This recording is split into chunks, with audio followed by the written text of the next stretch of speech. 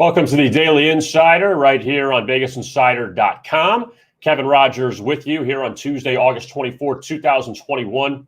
And we got a lot to get to today as we'll take a look at Major League Baseball for tonight. Also, Micah Roberts will join us coming up in just a little bit. VegasInsider.com handicapper, as well as former odds maker out in Las Vegas. Want to get Micah's opinions on Major League Baseball and going down the stretch, what he thinks. And also the NFL season is getting closer and closer as the final preseason game from week 2 took place last night in New Orleans. The Saints held off the Jaguars. Jacksonville covered in spite of the fact they were down 20 in the second half.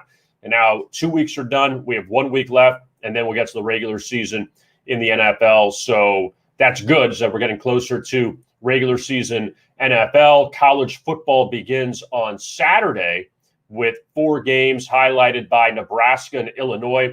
And Illinois knocked off Nebraska last year as a heavy underdog. And this time the Fighting Illini, a touchdown dog at home against the Cornhuskers. So that's the biggest game on the card coming up in week 0 before we get to week 1 next week. And a lot of really great games to kick off the season then. And also we have games Thursday and Friday. So a very busy time right now. And also Major League Baseball too. Want to get to the big story yesterday for Major League Baseball, at least from a betting perspective, as the Red Sox beat the Rangers 8-4 in 12 innings, a game that was destined to finish under the total of 9.5. It was a 3-1 lead for the Red Sox going to the top of the 9th inning. And in case you missed it, Texas tied the game with 2 runs in the top of the 9th. In fact, they had an opportunity to take the lead and could not get the go-ahead run.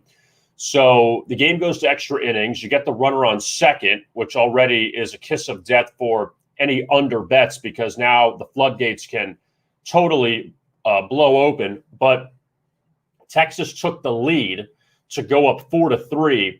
Boston in the bottom of the 11th inning, Rafael Devers, or the bottom of the 10th, I believe, Rafael Devers tied the game with a base hit to center field.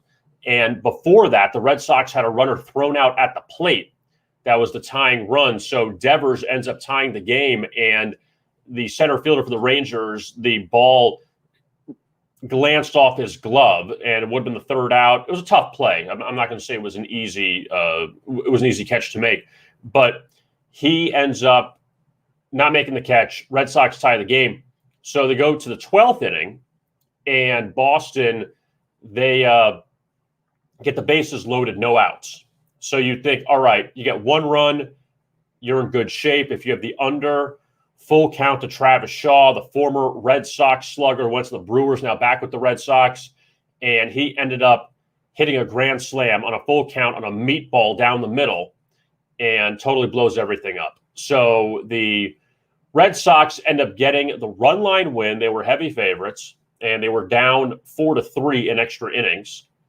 And the total killer of the grand slam to go over the total of 9.5, 10, you know what, it didn't make a difference. It was an 8-4 final. And I'm telling you, these games with these totals, you would think that even in a game where the favorite is laying $3, chances are would not go to extra innings, but it did go to extra innings, and you have to count the outs no matter what. I felt that way yesterday, that Boston's up 3-1.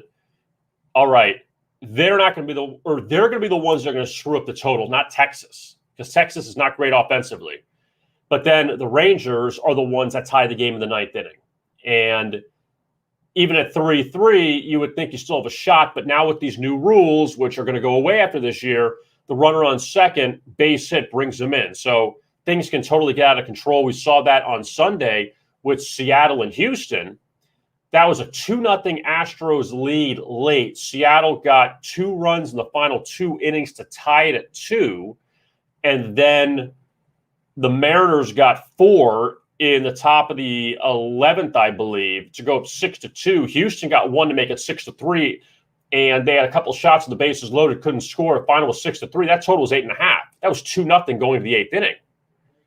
And we keep seeing these things over and over and over again with these totals that you need almost a 4 or 5 run buffer, which is insane. That, it's one thing if it's an 8.5 total or a 9 total, let's just say.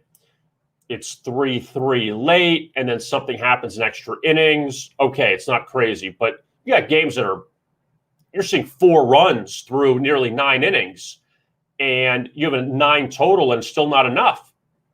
Just because these teams are hitting 3-run homers, they're hitting walk-off grand slams, and that was just a tough one yesterday. It was a very, very tough one. If you had the under that Red Sox-Rangers game earlier this year, the Rangers played the Astros in Houston, and that was, I believe, 2-1. I think it was the Rangers were up 2-1 late, going to the bottom of the 9th inning. Carlos Correa hit a game-tying home run to make it 2-2, and the total was 8.5. So 2-2 going to extras, you're still in really good shape. Texas got one to go up 3-2. Then Houston ended up getting a run to make it 3-3. Or actually, excuse me, it was 3-2. Okay, I got my math right. It was 3-2. Jose Altuve was up, bases loaded, hits a grand slam. 6-3 final, over 8.5. 2-1 game. They need one more out in the 9th inning, 1 or 2 more outs in the 9th inning, and the game still goes over. So this is what it's become. That if you have the over, you're never dead. If you have the under, you're in good shape, you would think. But getting those last outs, you need a prayer to get those last few outs. So that's what we saw for yesterday with Boston and Texas. And you had a couple other games in Major League Baseball last night. Not a huge card, but we'll get to the Tuesday card coming up in just a few minutes. But the Cubs were down 4-1 late to the Rockies. They came back and won 6-4. They had a walk-off homer. The Blue Jays scored on a wild pitch to beat the White Sox 2-1. In that game, Lance Lynn pitched very well, but Chicago's offense without Tim Anderson really has gone nowhere. And they've lost 3 in a row now, the White Sox. The Pirates end up coming back from a 5-1 deficit to beat the Diamondbacks 6-5. I know it's a very, it's a game that no one really cares about, but it was still pretty entertaining. It went over the total of 9 in that game. Didn't seem like it would go over, but Arizona had one big inning to make it 5-1, and you still think you had a shot. And then Pittsburgh came back, tied it at 5, and then you were in good shape. Also, you had the Royals. They're on fire, too. They've won 7 of 8. They beat the Astros last night 7-1. And Houston now has lost 4 of 5 to Kansas City this year. And the Astros have had this big issue where they have played teams like Detroit and Baltimore and Minnesota and Kansas City that are out of playoff contention that they just can't beat. For whatever reason, and especially at home, I know they lost 3 or 4 at Kansas City last week, but for whatever reason, they just can't beat these teams.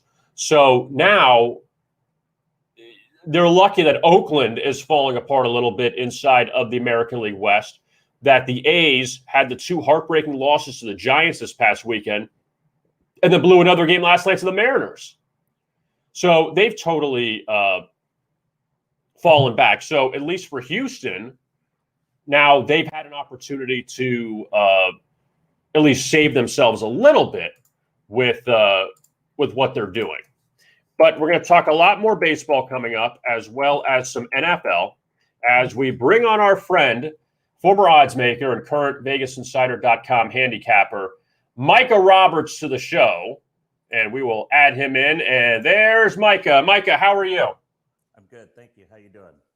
Doing well. And I was just talking about some baseball here off the top. And you right now, Micah, are the totals leader at VegasInsider.com. But I'm telling you, that Red Sox-Rangers game yesterday, I mean, just a kick in the gut, if you had the under in that game. How are you trying to manage these totals with these extra inning rules that have put this over the last 2 seasons now that have kind of really messed with you? I feel like you need a 4 or 5 run buffer because you may go to extra innings and things may just blow up in your face.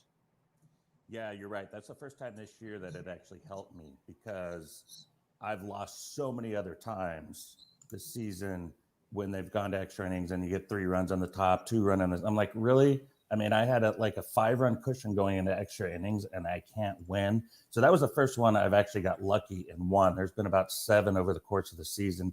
I can't count how many last year. The thing I don't like about this, not just because of betting and whatever, there's no, baseball, the symmetry is perfect. Everything means something. The box score, everything's true, except this thing where there's a runner that gets on second base. I can't explain to a kid, where's this go in the box score? How is this going? What is going on here? And it just drives me crazy because it's the only thing, the same thing that's gone on for baseball since 1860, 1870, the box score. And it's always true. It always means something. And that runner on second base, it just bothers me. I'm glad. I hope it's gone. I heard they were talking about getting rid of it, but I really hope they do. Yeah, and I agree too, because it's really screwy, and you got to hope that you have a fast runner on second. They made the last out in the previous inning. I always thought that, or at least last year when they talked about the rule, Micah, was wait till the 12th. Go through the 10th and 11th normally, then go to the 12th if you really need it. But there's no need to speed up these games because now they're just getting out of control with the scores. And, again, they want to avoid the 18-inning game, but I don't think that a lot of people love this result either.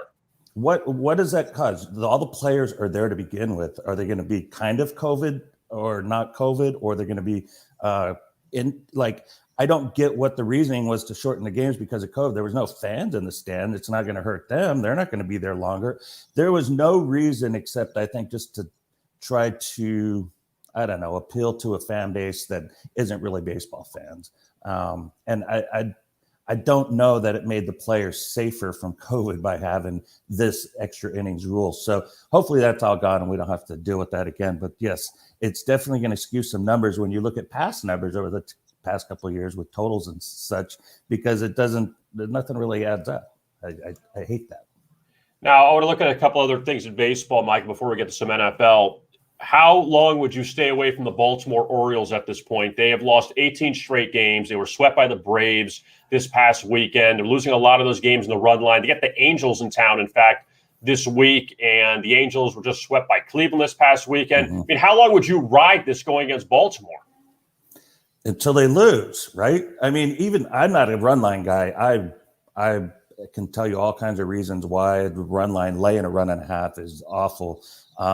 But taking the run and a half has always been good. But the Orioles, correct me if I'm wrong, I think during their 18-game win streak, the opponent has covered the run line in 17 of those games, which if you can shave off, 60 to sometimes $1, with these $2-3 spread, you're going to get a difference of $1.50 around that range. And if you can get that and they're losing by 2 or more every single game, I mean, why not? And now you got today, which I think is an extremely cheap price for a team that has lost 18 games in a row, with Dylan Bundy, one of the most effective starters that the Angels has, and he's only $1.30. I'm like, what am I missing here? Ohtani must be out, or who's out in this game? It has me scratching my head on everything. What is going on with this number? Because it's like 25 cents too light.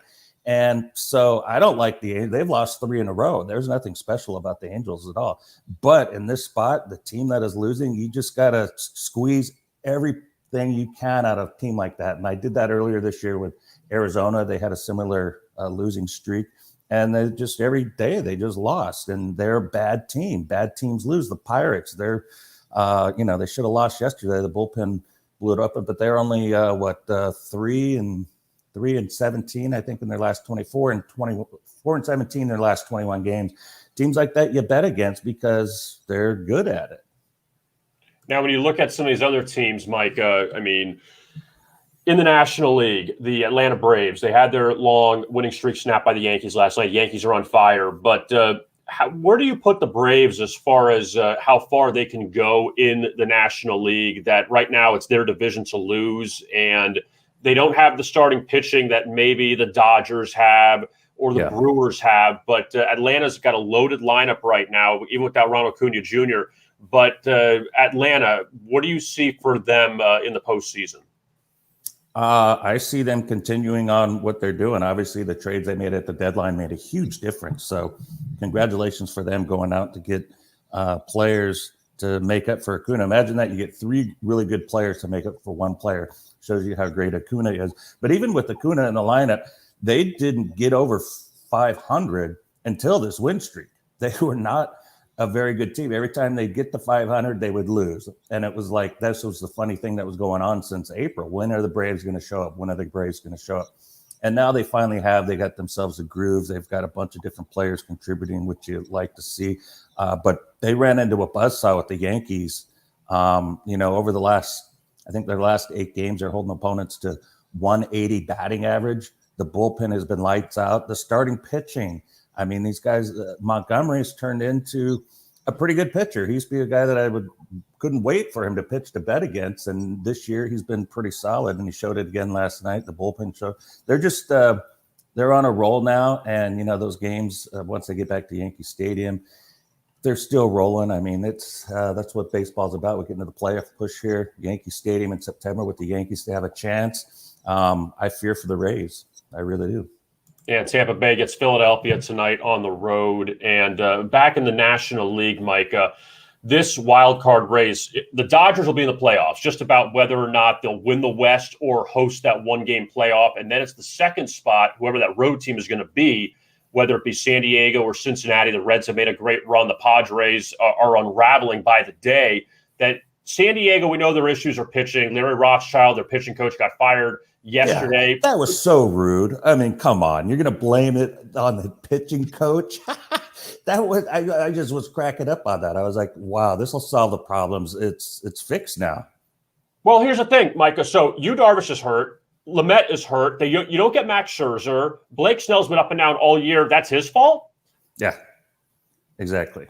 So that's why I understand. And now San Diego gets LA tonight. They don't even know who they're throwing out there. But do you think the Padres have anything left down the tank, or Cincinnati's going to pass them? I think they will, and it could start in this series. They need some kind of spark because they've lost 9 of their last 11, something like that. They're no longer in the wild card. Reds have overtaken that. I don't know how long that'll last. We'll see how they fare against Milwaukee these next 3 games. But the Padres, there's the crowd gets electric. And I was writing about the game today with the Dodgers and Urias, this guy's just amazing. Every time he goes out, the Dodgers win. Mark it on the board. But it's changed over the last couple of years. Then they got Machado and then Tatis last year, and the electricity at that stadium that I've never seen before. And I've gone to several Dodger-Padre games. Half the place is filled. Usually a day game on a Sunday with the military all there, but half the stadium is filled with Dodger fans, and it's a Dodger crowd there. And they go in and they're like mean too. They're rude. And they're like teasing Padre fans and trying to start fights and stuff. And it's like, yeah, we know you're the Dodgers, but enjoy the ballpark. It's great. It's fun. Now, this is one of those things that could swing the pendulum. If they can win 2 or 3 here, or maybe even sweep against the Dodgers, obviously that's a nice jump start. But Tatis at home, if he's going well, he's just a game changer. He's fantastic. I really hope he hangs on to win MVP. Now, going back to the American League, Micah, you're going to have one of these 3 teams be out, either the Yankees, Red Sox, or A's. And Boston got that big win yesterday. The Yankees have just been tremendous of late. And Oakland, they play Seattle today. They lose that game last night to the Mariners. They blow the 2 games to the Giants over the weekend. Now it kind of feels like the A's, after they had that sweep in Cleveland where they looked unbeatable. And since then, they lost 3 or 4 to the White Sox. Bassett got hit in the head with the line drive. Does it feel like now that Oakland is going to be that odd man out for the wild card? Who'd we say? We said Boston and New York. We're still talking about Boston. I don't know. I think between Boston and Oakland. Boston. Yesterday was pathetic against the Rangers. It really was. I was after getting bit 10-1 on was it Saturday, and then they got rained out Sunday and played yesterday. Yeah, that was a pathetic performance at the bat at home against some of the worst pitching in baseball. That to me said they just don't care. JD Martinez, he was horrible in his first 4 at bats, not doing what he's supposed to be doing. And with the A's, without Bassett, this was a guy where Bassett would be a guy that would start today and shut down a 3-game losing streak, a 4-game lose. Like, they don't lose 5 in a row because of Bassett. He was the stopper. He was the ace that got the job done. And now with him, there's not that security blanket to go to every 5 days that you can rely on. This is something where they could really go, on a long, I'm not going to say like a long losing streak like the Diamondbacks or the Orioles, but this is something where they could fall a little further back from the pack here without Bassett. Before we get to some NFL, Micah, any plays you like tonight in Major League Baseball you've looked at? Well, one of them was right the afternoon game. I took the Mariners today just because of the price and the momentum. And these Mariners, I mean, of all the teams this season, I backed them. I don't know why, a lot, because they're dogs a lot of the time. Chris Flexen has been one of my favorite starters this season. Found them in spring training and been riding them most of the season. But then they traded Kendall Graveman, who had like a 0.83 ERA, was unstoppable. Every time you put him in, it's, pretty much going to the next inning, game over. It's all done. And then right before the trade deadline, they trade him. And I'm like, this is no good. And then I'd be winning games in the 8th inning and lose them in the 9th because of not having the result. So I was angry for like a 2-3 week stretch. And then all of a sudden now the Mariners are winning again and closing out games. And I don't know what to think. I mean, they're not a contender, obviously, for the playoffs. But they seem to have gotten over the fact that they gave away their best relief pitcher for, I guess, they got something for him. But the guy was a huge part of that bullpen and the success that they were having and chasing the wild card. Now they're just playing good ball, and they're like, whatever, we're not getting Graveman back, so we might as well just play well. Now let's look at the NFL, Micah, and 2 weeks in the books for the preseason. As a former odds maker, I mean, seeing this whole under run, and last night went over, and you had a few more overs hit this week as opposed to week 1 in the preseason. But how tough is that job where you're trying to push these totals down? What the Jets Packers, 31 or 32? Yeah, I mean, you're getting to that point where everyone's catching on to the unders, and yeah, the overs came back a little bit this week, but preseason's done out this weekend. I get it. But how tough of a job is that to now go from like 37s and 38s to like 32s now? Yeah, well, that's why the limits are the way they are. I mean, you're only going to get, or at least they used to be. There's a couple books that take big bets, but traditionally it was 2,000 for a side, 500 for a total, which is bare minimum pretty much, especially for a sport like the NFL. But when you don't know who's going to be playing, you don't know how long they're going to be playing. You don't even, like this year, you don't even know when the dress rehearsal is. Is it week 3? Is it week 2? It used to be week 3 back in the good old days. I'm just sitting back watching. I don't bet the preseason at all. But as far as a bookmaker, you got to keep going down until they start betting over. And I think right now, maybe this week you'll see the cycle around where the offenses play to their full capacity. Maybe I don't know what to expect with each team. That's something you should definitely check out, though, because it does cycle around, and some of these totals are so ridiculously low that you have to bet the over. You look at a 31 or a 30, like that is just crazy. I mean, that's not very hard to score that many points. And I sweated out in the regular season, a 37.5 under on a Ravens game or something. And it's a sweat, when it's, 10-7 at the half. 31 is, I mean, I'm feeling pretty good all the way through third quarter. I don't even care what the score is. Now let's take a look at a few teams that you want to highlight here, looking ahead to their seasons. Now we have the 17-game season. Yeah. The Arizona Cardinals and the Denver Broncos. Both teams have 8.5 totals. Let's start with Arizona first. Mm-hmm. And Kyler Murray now in his 3rd season with Cliff Kingsbury. And the Cardinals, it seems like they made some positive moves last year. They get DeAndre Hopkins. They had that crazy finish against Buffalo, but they fell short of the playoffs. What are your thoughts on the Arizona Cardinals this year inside that tough NFC West? I like them to improve and advance, the game plan that Kingsbury has brought to Arizona with Kyler Murray. I think they'll be better than they were last year, and they were pretty good at points. But Murray, he's got to take it upon himself. He does a lot of pouting, and does a lot of self-pity, and he's hard on himself and looks like a baby sometimes after another missed third down incomplete pass.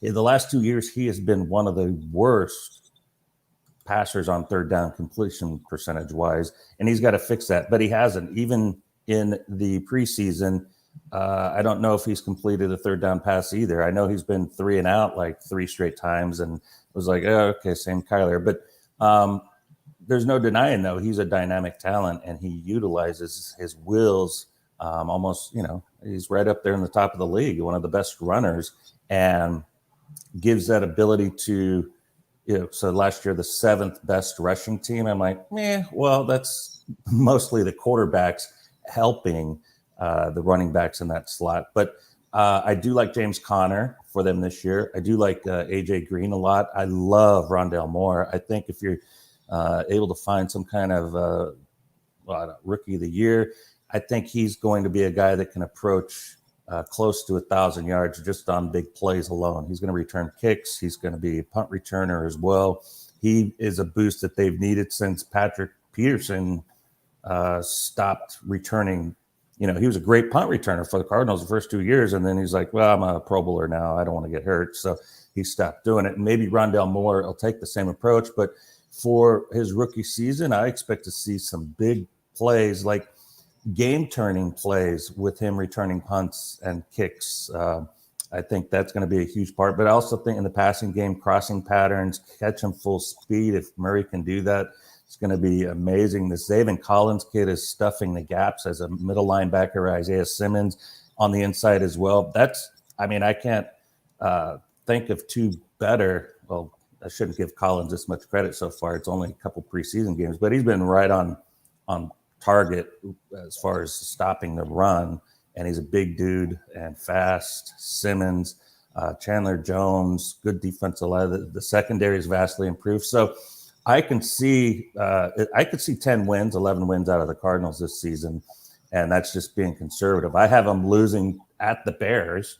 I have them winning week 1 at Tennessee, and going 3-3 in the NFC West. So it's not like I've gone crazy with the schedule. It's just they have a lot of spots where they should be good and better than their opponents. So at 10, 11 wins, that gets you over the total. And then maybe you're even in contention for plus 575 to win the NFC West.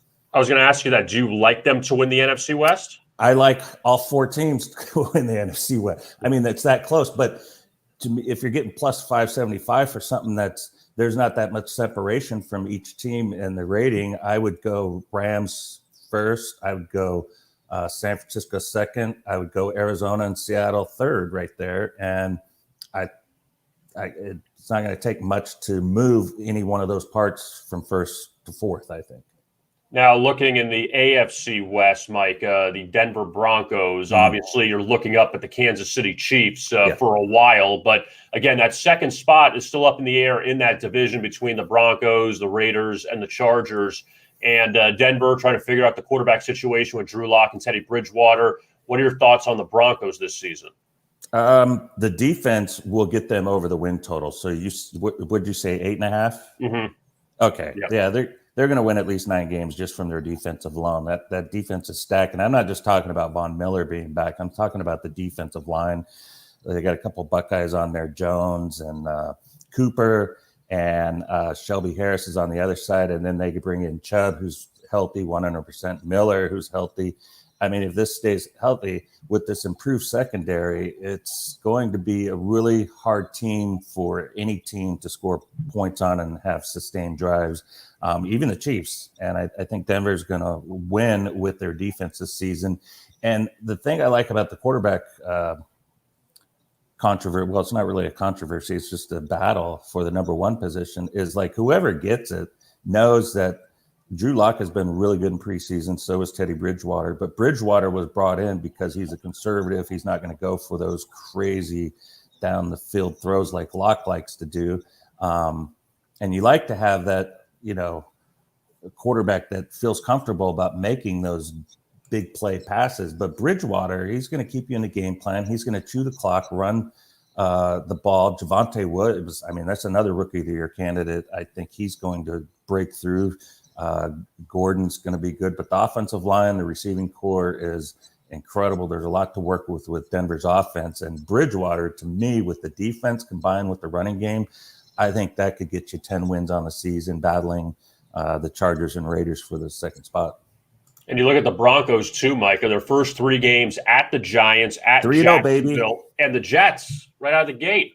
3-0, yeah. And then the fourth game, I think, is against Baltimore. Yeah. Give the benefit of the doubt and say, that's probably going to be a win. But who knows?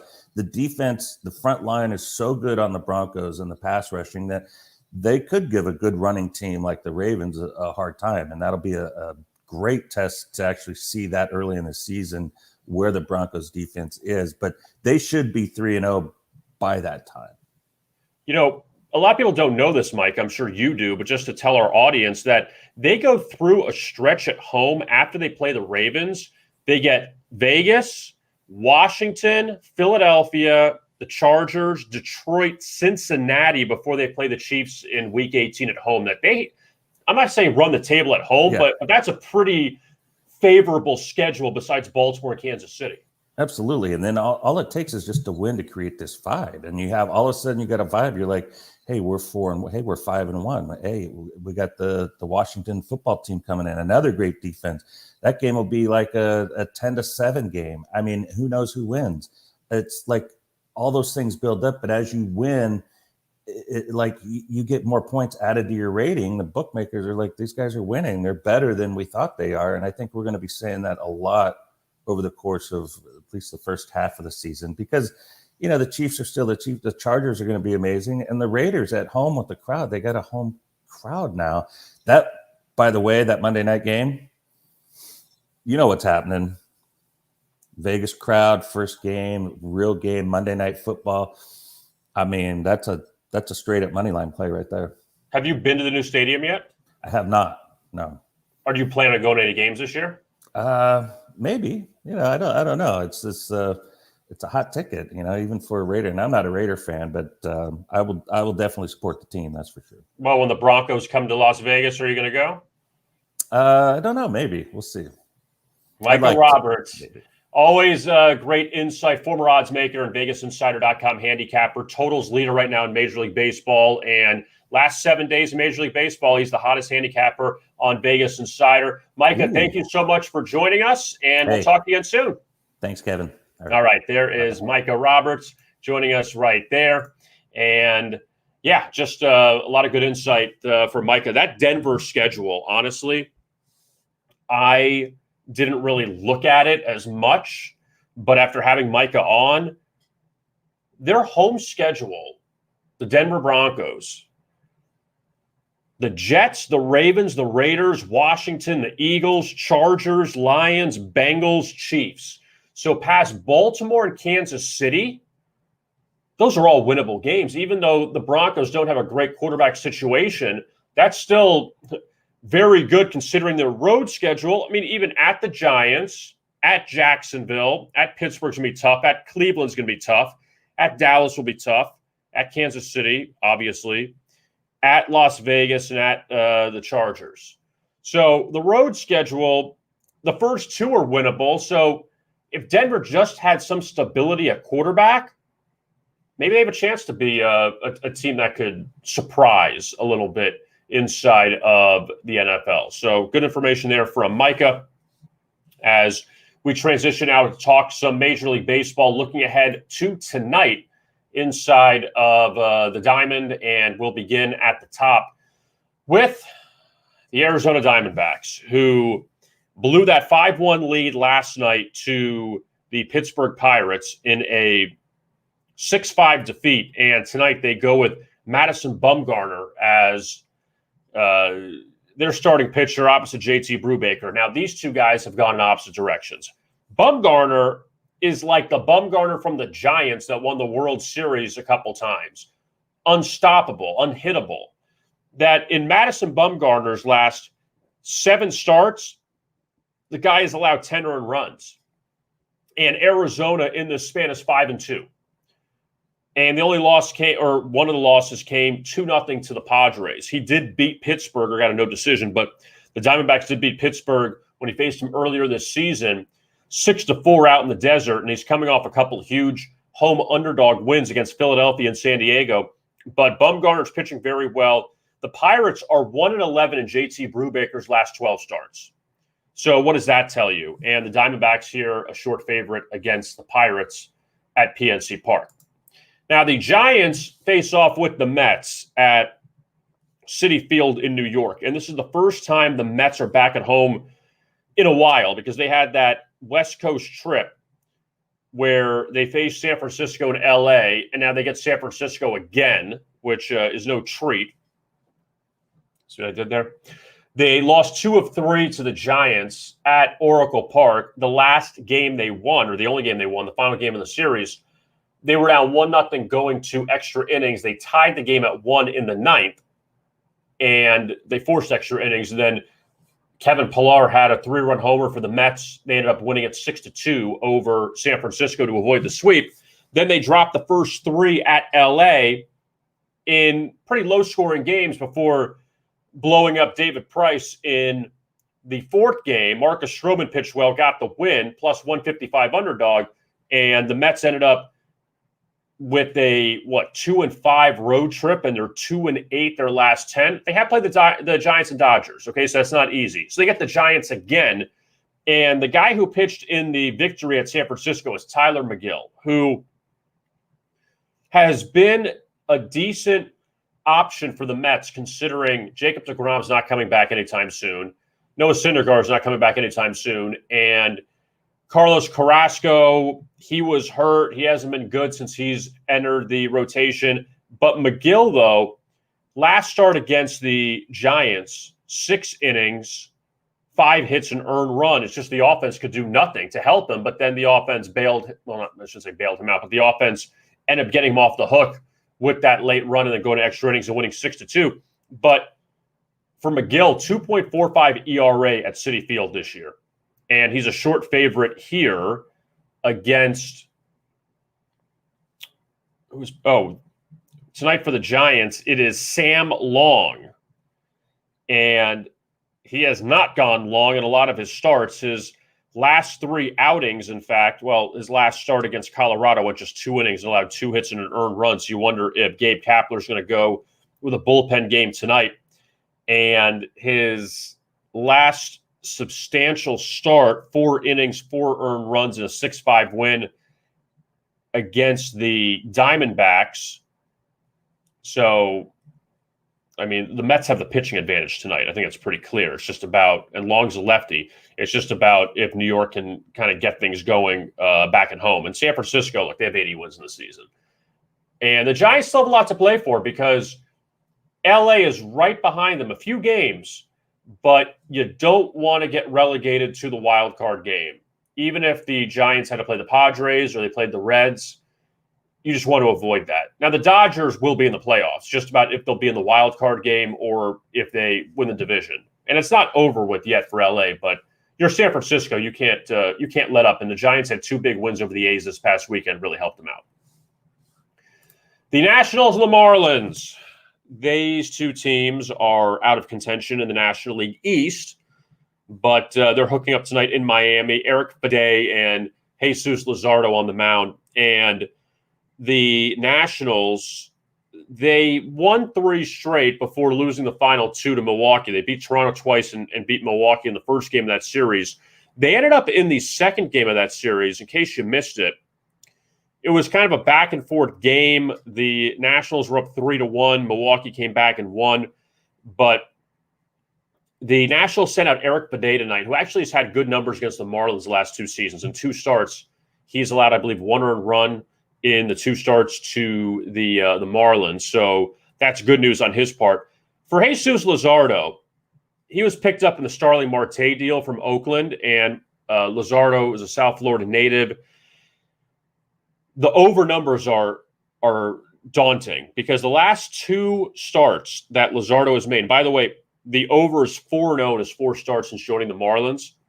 But In the last 2 starts against the Braves and against the Cubs, 7.5 totals. Against Chicago, 14-10, and against Atlanta, 11-9. And in the 11-9 game, the Marlins had a big 9th inning to make it a little closer than it really, than the final score indicated. But Luzardo's given up 16 earned runs in the last 12 2/3 innings. That's not good. And he's been on a big overrun for, even going back to when he was with the Athletics. And for Luzardo, though, or for the Marlins, 7 straight losses. Granted, they were swept by the Braves and Reds, and Cincinnati currently is the number 2 wild card team in the National League, just ahead of San Diego. But the offense really has not gotten going at all. But on the flip side, the Marlins did sweep the Cubs. So when they play teams more on their level and Washington's more on their level, maybe they got a shot. I'd say it's a stay-away game. German Marquez goes tonight for the Rockies as they take on the Cubs at Wrigley Field. And Colorado was in control of that game last night over Chicago, but they ended up blowing it. They were up 3-0, up 3-0 in the first, 4-1 going to the 8th, but then Chicago got 3 in the 8th. They got a walk-off homer in the 9th, and they beat the Rockies 6-4. Game went over the total of 8.5, and Kyle Hendricks got off the hook because he didn't pitch well, but the Cubs ended a 13-game home losing streak. They were swept by the Royals right before, and they got a win, but the Cubs still are not very good considering they destroyed their roster at the trade deadline. For Colorado, they're 14-46 on the road, which is still mind-boggling considering they're 21 games above 500 at home. And the Rockies, who have played better overall. When they play at home, I feel like they're unstoppable. If they're on the road, they're not very good. They sent a German Marquez tonight, and Marquez has been their best pitcher so far in the season. Now, Marquez is 11-9, 3.73 ERA. Now, let's break it down a little bit more. Against the Giants this year, Marquez has faced San Francisco 4 times, 22 earned runs in 14 innings of work. So he's got a 2.64 ERA when he does not face San Francisco. Now, taking a step further, I know I'm kind of like being picky here, but in 2 starts against the Reds, 12 earned runs, 11 innings. So against the Giants and Reds, 6 starts. So he's made 25 starts this year. All right, 6 starts against San Francisco and Cincinnati. 34 earned runs in 25 innings. Terrible. In the other 19 starts for German Marquez, 1.34 ERA. He's allowed 18 earned runs in 121 innings. So when he doesn't face the Giants or Reds, he's been pretty good. And he's a short favorite tonight against the Cubs. And Justin Steele, who was winless in his last 2 starts for the Cubs, he takes the mound. He's a short dog. Rocky's not normally a road favorite, but with Marquez, obviously a big pitching advantage. The Brewers and Reds, this is an important series because, A, Cincinnati needs to keep winning to stay in the wild card hunt, or at least to be in a wild card game against the Dodgers, which won't be easy, but look, it's better to be in than not be in. Reds are 7.5 back of the Brewers, so chances are they won't catch them in the National League Central.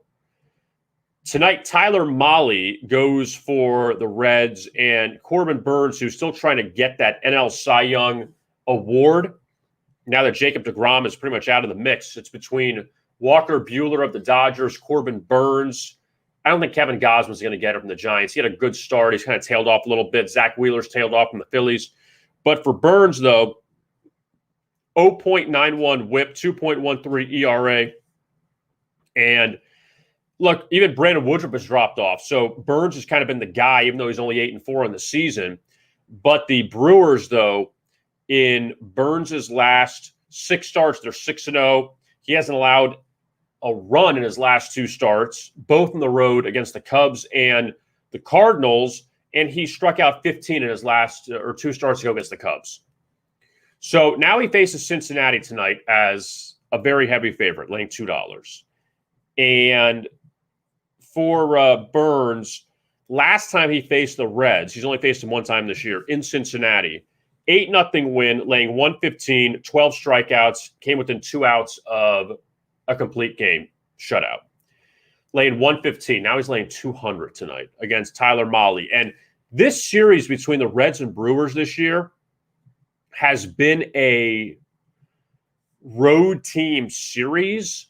Milwaukee swept Cincinnati last time they faced them. Before that, Cincinnati took 3 of 4 at, I want to call it Miller Park, but it's American Family Field. Before that, the Reds swept the Brewers in Milwaukee. So this has been a very big road-heavy series, road-dominant series, I should say, between these two teams. And Tyler Mahle, last time he took on Milwaukee, 5 earned runs, 5 1/3 innings, 11-6 loss to the Brewers. And he lost last time out against the Cubs, laying 320, giving up 5 earned runs. I don't know if I've ever in Major League history, seriously, and I'm just pulling this out of thin air, that I've seen a pitcher lay 320 in one start, and the next start he's plus 180. That it's like a $5 flip. And that's the case tonight for Tyler Mahle, who in a few starts against Milwaukee so far this year, in 2 of the starts, he wasn't great. They lost. But he also beat the Brewers back in mid-June with 12 strikeouts in 6 innings. And also, Mahle has 26 strikeouts in 3 starts against Milwaukee this year. So I would say maybe you take a shot with the Reds here. I don't think it's crazy. Now, the Dodgers face the Padres out in San Diego. And again, a lot of people said these were going to be the top 2 teams in the National League West this year. Well, the Dodgers are a top 2 team in the division, but the Padres are in 3rd. And it feels like they've been in 3rd for a very long time. And they had the series loss to the Phillies this past weekend. Probably should have been swept by the Phillies when it was all said and done, but they came back and won that middle game. But San Diego, 2-8 their last 10.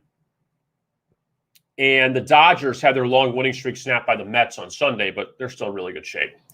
Now, I'm seeing this line at 130. San Diego doesn't have a starter announced for tonight, but that's at DraftKings. And Julio Urias, who, look, everyone talks about Walker Buehler and Max Scherzer. I mean, Clayton Kershaw is not back in the rotation yet, but Julio Urias, a very good option there. And I don't know if he's going to start in the postseason. Again, the Dodgers, if they play in the wild card, they got to get through the wild card round.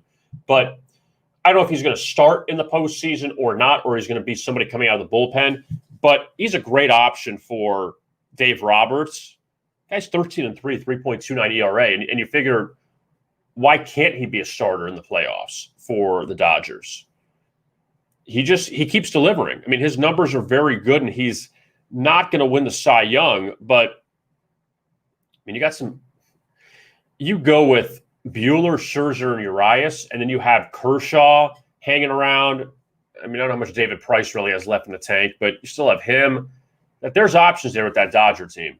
And you get San Diego tonight, obviously no starter, makes it kind of difficult. But this is what the Padres have gone through the whole season, that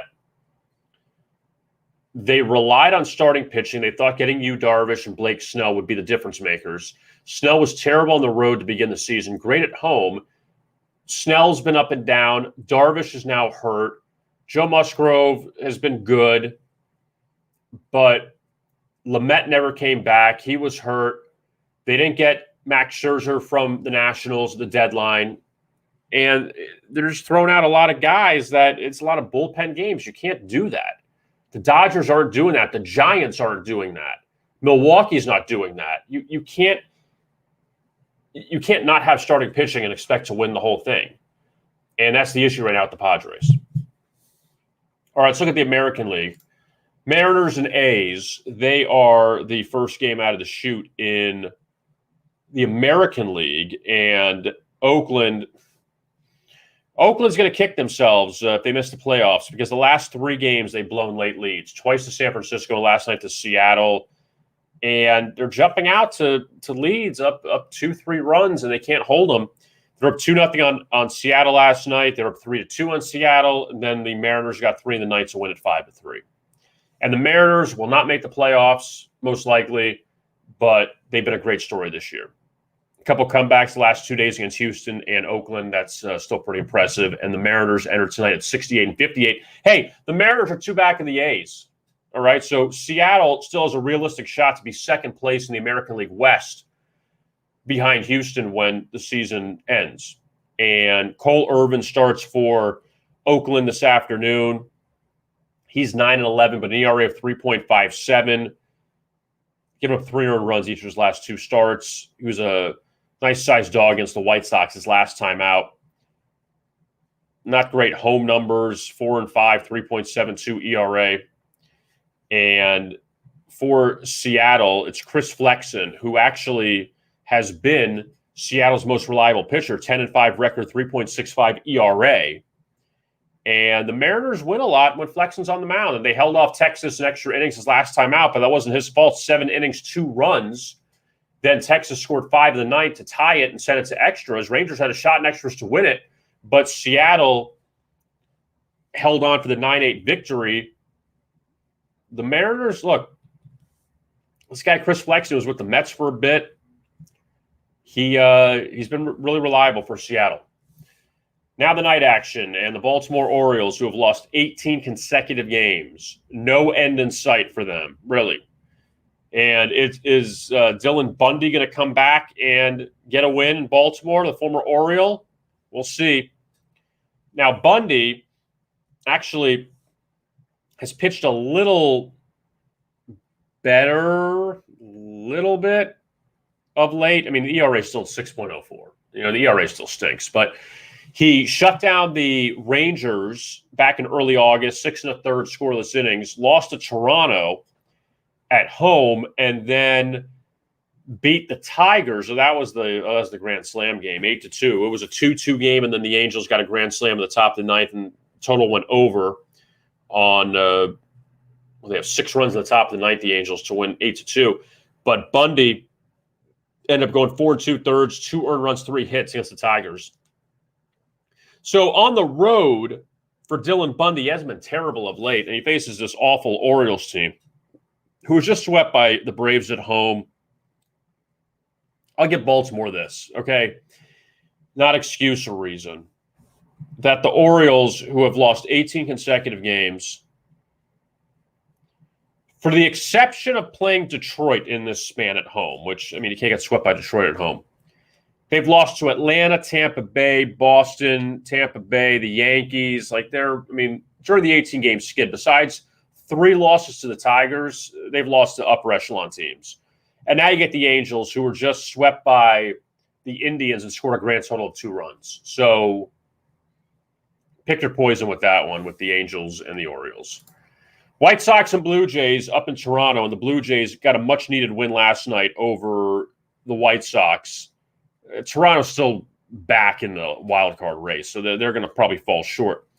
But the White Sox have lost 3 in a row. They go to Dylan Cease tonight. Cease fire goes. White Sox are 0-6 in his 6 starts as a road dog. So I want to put that one out there, that in that role, and the White Sox have lost his last 2 starts as well. He's given up 3 earned runs in 3 straight starts for the White Sox. Jose Barrios goes for Toronto. Now, the Blue Jays got Barrios from the Twins at the trade deadline. It was a good pickup because they needed some starting pitching help, and everybody can use starting pitching. And the Twins were going nowhere. But since he's joined Toronto, he won his first start against Kansas City, but 0-3 his last 3, or the Blue Jays are. And one of them, they lost in extras to the Red Sox, but he wasn't great against the Angels. He wasn't great against Washington, and he lost all those as a favorite. Now, Barrios has seen the White Sox several times this year as a member of the Twins. And the White Sox were 3-0 against Barrios this season. There was 1 good start and 2 bad starts. In the 2 bad starts, he allowed 9 runs. In the good start, he had 10 strikeouts, allowed 1 hit in 7 innings. But in the good start, they lost 4-1, the Twins to the White Sox. So do you want to back a guy as a favorite here who has not beaten his opponent yet this year, or do you back a guy that's 0-6 as a road dog? That's Dylan Cease. The Twins and the Red Sox up in Boston tonight, and the Red Sox off that ridiculous win yesterday over the Rangers. So Griffin Jax, who you may not know, Jax, Griffin Jax, his ERA is a 5.11, but that's a little unfair because a lot of that came earlier in the season. The Twins are 4-1 in his last 5 starts. 2 of those starts came as a plus 200 or higher underdog against the White Sox and against the Astros. And those came on the road, by the way. So now he's in Boston tonight. Griffin Jax, his last 6 starts overall, the Twins are 6-0 to the under. So keep that in mind. Get no extra innings, hopefully. But for Jackson, 4 of those starts, he's allowed 2 earned runs or less. So it's not a bad option. The Twins were swept by the Yankees this past weekend. I always like looking at teams that got swept and then going to the next city. They'll play better, you would think. And also Boston off this win yesterday. They go to Tanner Houck, who has, who's listed as an over 200 favorite. It's one thing if it's Chris Sale going, but Tanner Houck, it's a little high for my liking. He's been up and down so far this year for the Red Sox. That seems kind of heavy there. The Astros looking to break through against the Royals. That's right. They're 1-4 against Kansas City this year. Of course you knew that, right? But this is the same Astro team that I mentioned this earlier, that was swept at home by Baltimore, that was swept at home by Detroit, they lost 3 of 4 at home to Minnesota, they've lost 3 of 4 at Kansas City, they got swept at Texas. Who is this Astros team? They're 73-52. If they just showed up against the bad teams, they could be running away with home field advantage.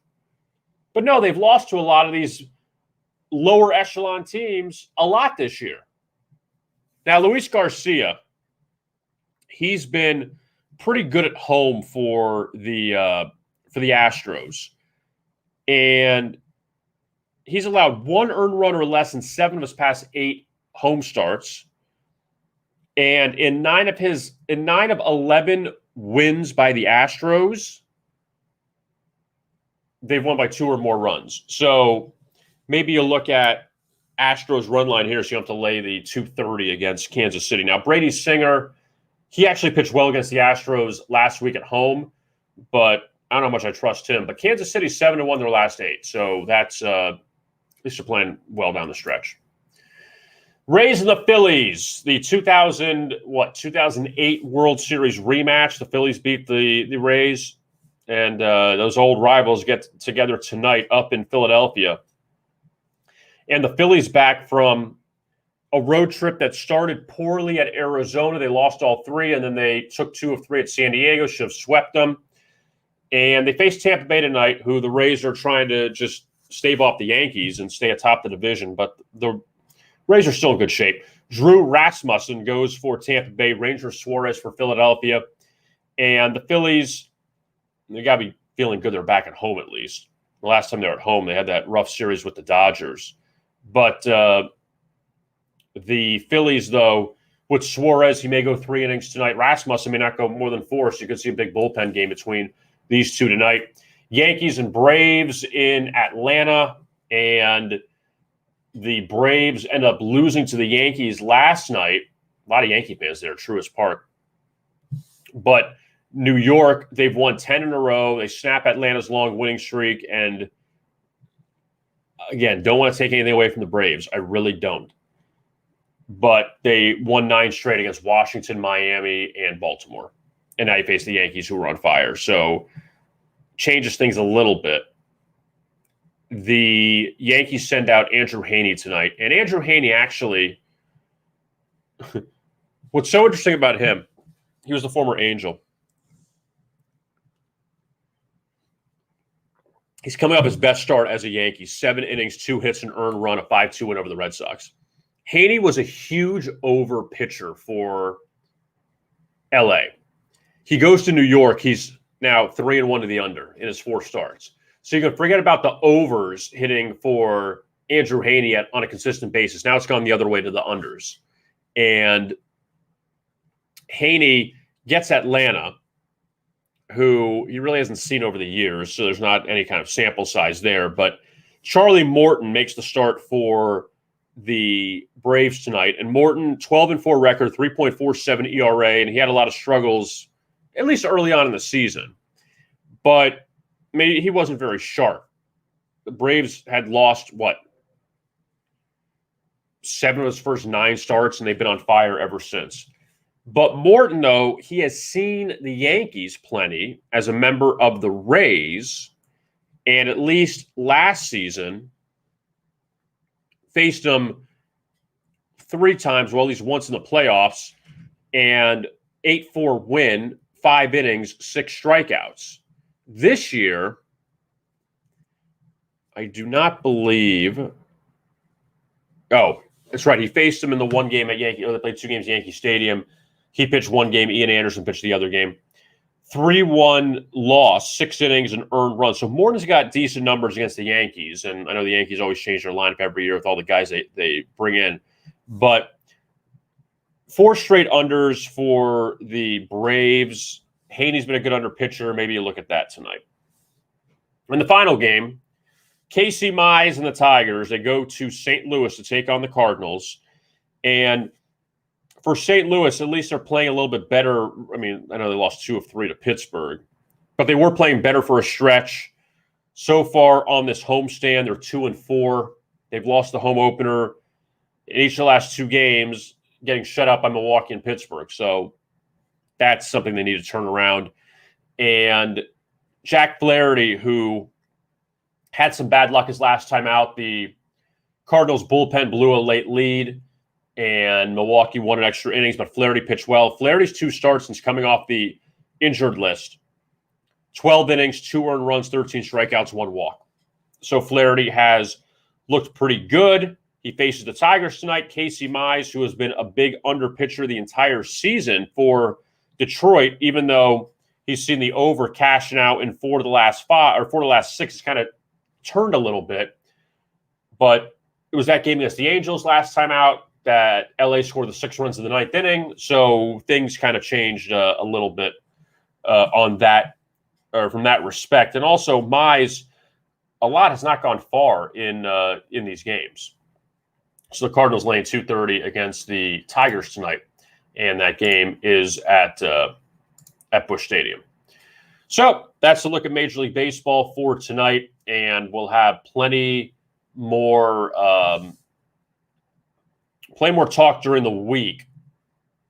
Plenty more guests on as well. We're going to look ahead at college football also later in the week, because week 0 of college football finally gets underway with the 4 games. Nebraska, Illinois. Nebraska's a 7-point favorite. UCLA and Hawaii. The Bruins laying 17.5, 18. UTEP at New Mexico State. The Miners laying 10. The Miners are terrible, but New Mexico State's worse than them. And then UConn and Fresno State. That's at 2 o'clock. And Fresno State's a 4-touchdown favorite over UConn. So good luck if you're taking that game. We'll be back with you tomorrow at noon Eastern. My thanks to Micah Roberts for joining us earlier in the show. And you can find Micah's picks at VegasInsider.com. He is the totals leader, also the last 7-day leader at VegasInsider.com. I am Kevin Rogers. Thank you so much for watching this edition of the Daily Insider, and we'll talk to you again tomorrow. And if you joined us late, that's no problem. You could find the replay at VegasInsider.com. We'll have it on our homepage and also on our YouTube channel at Vegas Insider. I am Kevin Rogers. Thanks a lot for watching, and we'll talk to you again tomorrow right here at VegasInsider.com.